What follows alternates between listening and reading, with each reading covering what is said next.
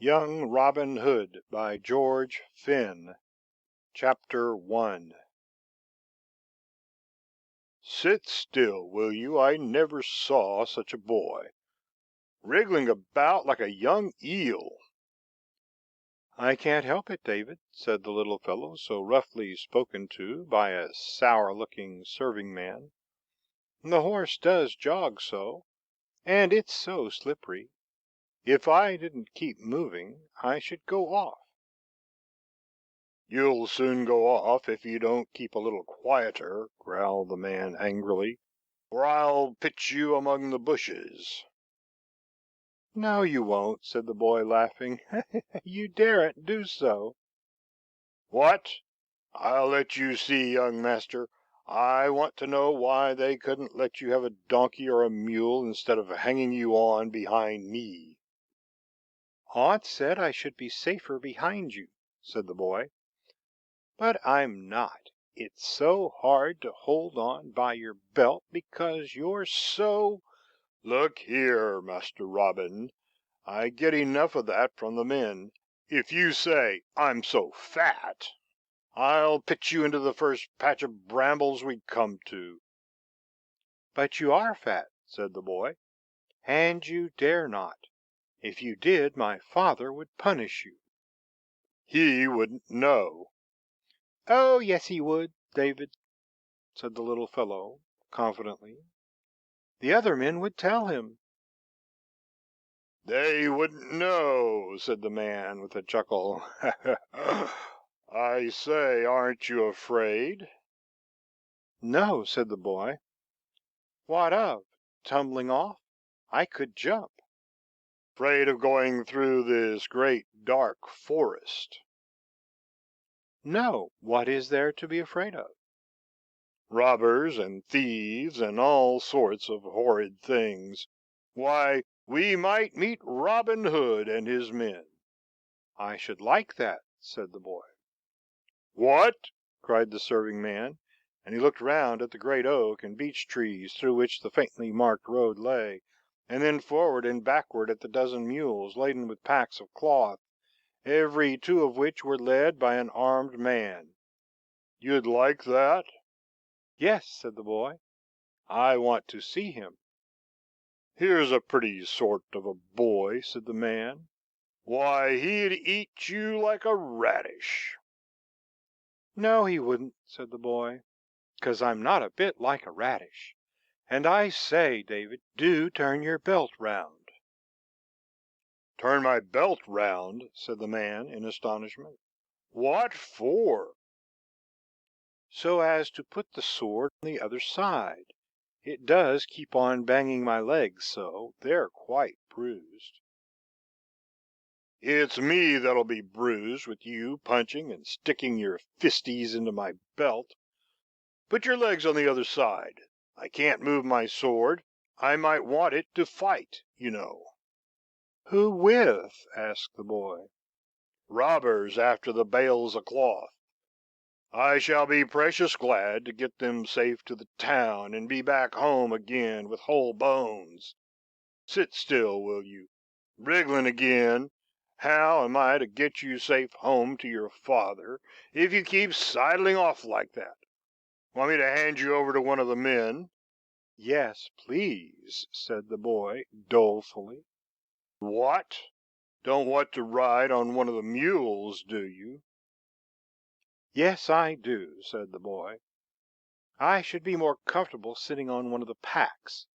I'm sure Aunt would have said I was to sit there if she had known.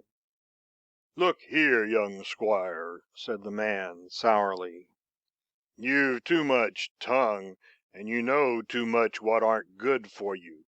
Your aunt, my old missus, says to me, David, she says, you are to take young Master Robin behind you on the horse, where he can hold on by your belt, and you'll never lose sight of him till you give him into his father the sheriff's hands, along with the bales of cloth, and you can tell the sheriff he has been a very good boy during his visit. And now I can't. "Why can't you?" said the boy, sharply. "'Cause you're doing nothing but squirming and working about behind my saddle. I shall never get you to town, if you go on like this." The boy puckered up his forehead and was silent as he wondered whether he could manage to sit still for the 2 hours which were yet to elapse before they stopped for the night at a village on the outskirts of Sherwood Forest, ready to go on again the next morning. "I like stopping with Aunt at Elton," said the little fellow to himself sadly, "and I should like to go again. But I should like to be fetched home next time, for old David is so cross every time I move, and—" "Look here, young fellow," growled the man, half turning in his saddle, "if you don't sit still, I'll get one of the pack ropes and tie you on like a sack. I never see such a fidgety young elver in my— Oh, look at that!" The man gave a tug at his horse's rein, but it was not needed, for the stout cob had cocked its ears forward and stopped short, just as the mules in front whisked themselves round, and the men who drove them began to huddle together in a group.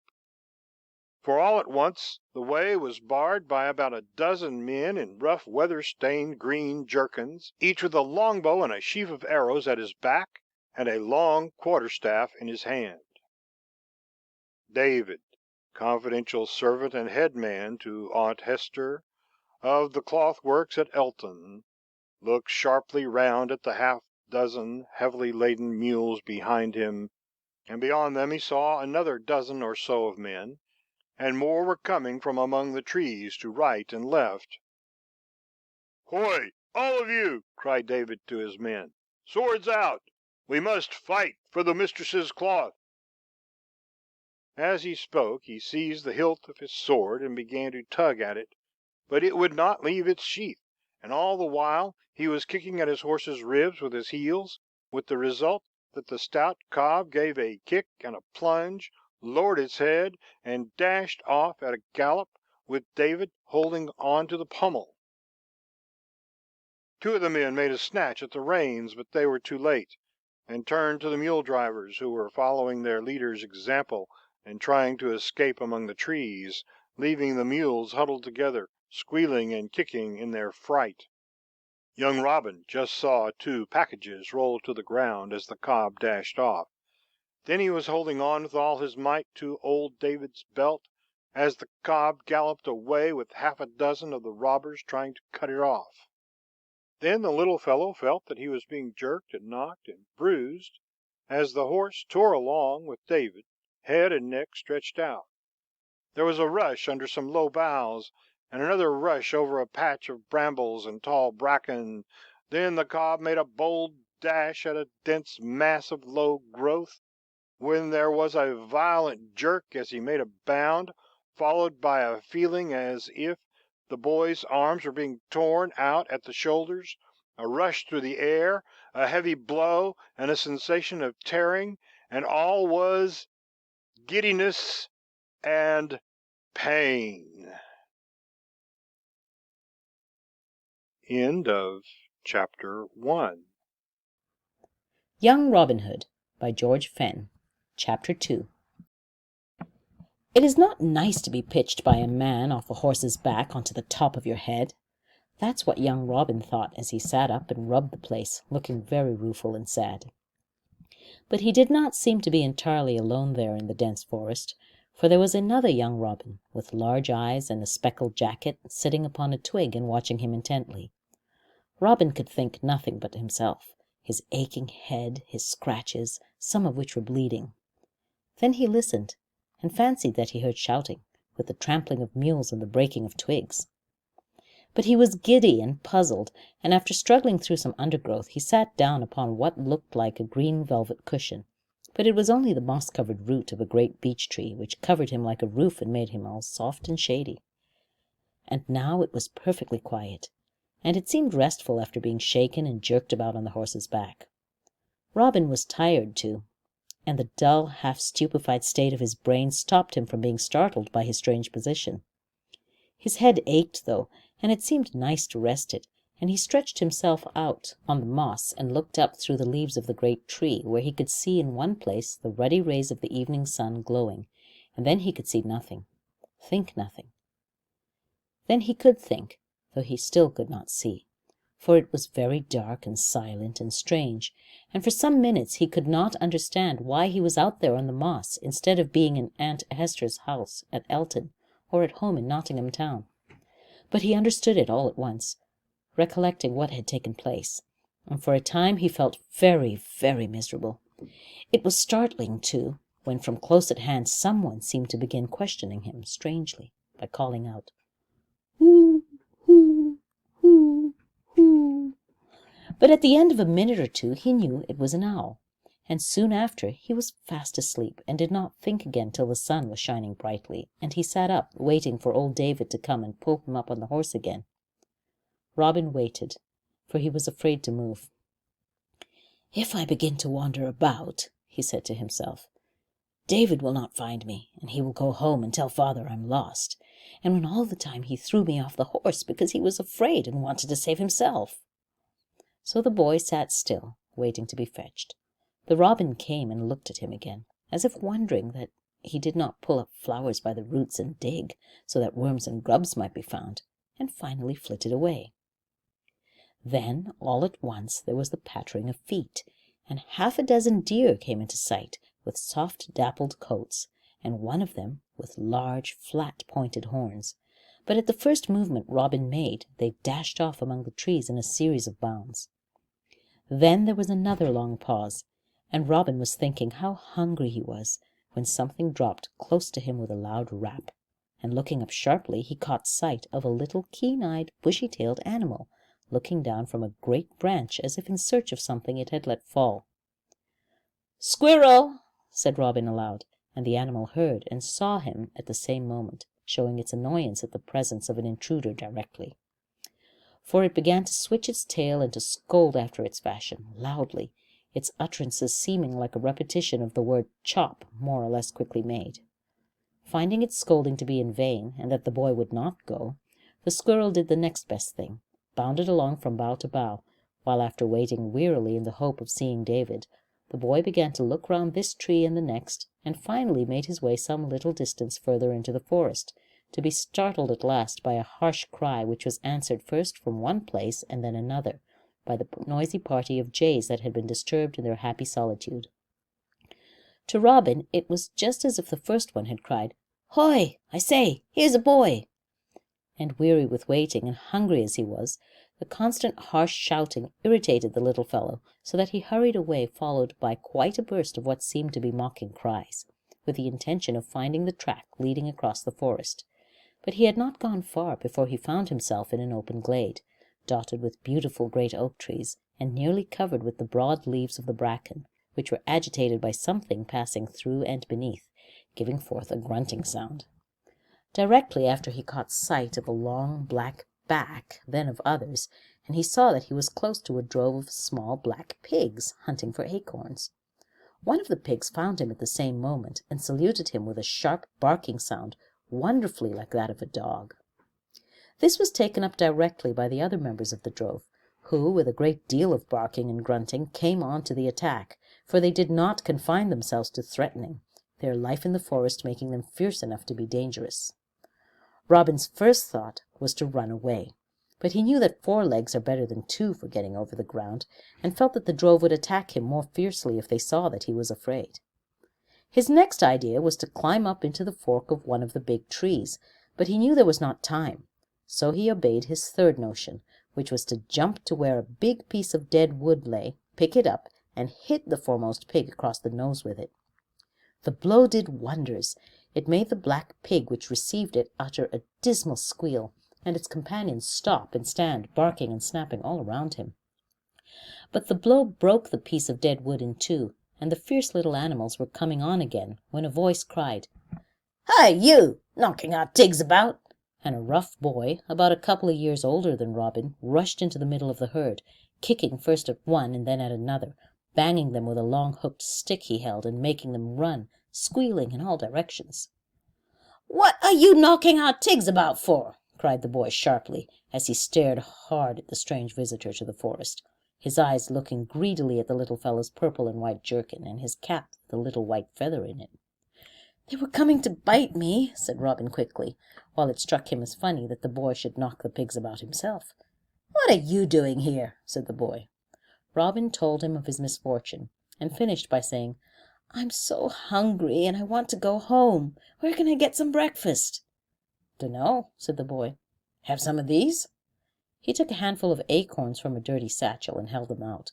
Robin, catching at them eagerly, putting one beneath his white teeth and biting it, but only to make a face full of disgust.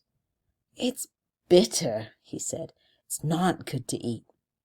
"Makes our tigs fat," said the boy. "Look at 'em." "But I'm not a pig," said Robin. "I want some bread and milk. Where can I get some?" The boy shook his head. "Where do you live?" asked Robin. "Along, master." "Where's that?" The boy shook his head and stared at the cap and feather, one of his hands opening and shutting. "Will you show me the way home, then?" The boy shook his head again, and now stared at the velvet jerkin, and then at his own garb, which consisted of a piece of sack with slits in it for his head and arms to come through, and a strip of cowskin for a belt to hold it in. "I could show you where to get something," he said at last. "Well, show me," cried Robin. "You give me that jacket and cap, then?" said the boy, in a husky, low voice.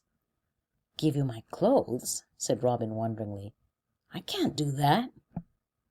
"Then I shall take 'em," said the boy, in a husky growl. "I'm so hungry," cried Robin. "Show me where to get something, and I'll give you my cap and feather."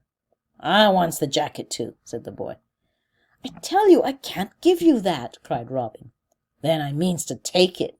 Robin shrank away, and the boy turned upon him fiercely. "None of that," he cried. "See this here stick? If you was to try to run away, I should send it spinning after you, and it would break your legs and knock you down, and I could send the tigs after you, and they'd soon bring you back." Robin drew a deep breath. He felt hot, and his hands clenched as he longed to strike out at his tyrant. But the young swineherd was big and strong, and the little fellow knew that he could next to nothing against such an enemy. Then there was a pause. Robin stood, hot, excited, and panting. The herd boy threw himself down on his chest, rested his chin upon his hands as he stared fiercely at Robin, and kicked his feet up and down, while the pigs roamed here and there, nuzzling the fallen acorns out from the bracken and crunching them up loudly.